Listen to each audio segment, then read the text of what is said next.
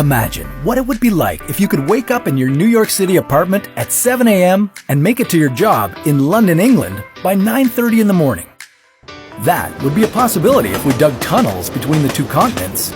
Just try not to get sick. Believe it or not, something like this is possible. But how would we make a tunnel like this? And how much would it cost? This is What If, and here's what would happen if we dug tunnels between continents. That's right, a tunnel like this is possible. I mean, a tunnel that's similar to this already exists. It's called the Channel Tunnel, or Chunnel. And in just about 35 minutes, you can drive from England to France. Without it, you'd have to take either a ferry or a plane. Compared to what we'd be building, the Chunnel is tiny at just over 50 kilometers. Our tunnel would be over 5,500 kilometers if we wanted to go from New York to London. So, how would we make our tunnel? Let's use the Channel Tunnel as an example of what our tube might look like to give us some context. The Channel Tunnel took 6 years to build, and it also took decades of planning before that. As for the price, if we were to build another tunnel today, it would cost a whopping $13 billion. Okay, now multiply these numbers by 100, as that's how much bigger our tunnel would be, and you get the idea. This thing would take an incredibly long time and would cost a ridiculous amount of money. But let's assume we've got all this covered, and we have unlimited time and money. Just because we have enough resources doesn't mean we should be stupid in how we use them. If we tried to avoid all the water and went underneath the seafloor, we'd have to bore through the ground from England all the way to America. This would take an incredibly long time.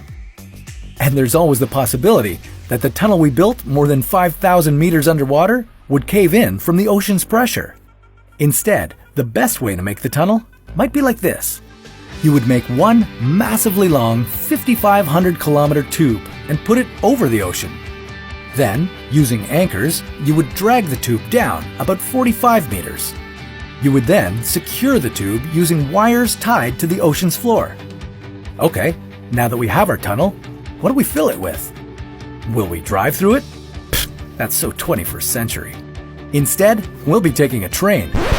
I know, that might sound even more old school than using a car, but this won't be just a regular train. To travel through our tube so quickly, we'd need to use vac trains.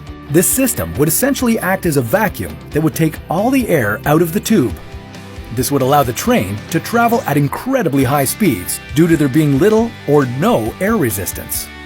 Not only that, but our train would also be levitating, using high-powered magnets or with air, kind of like an air hockey table.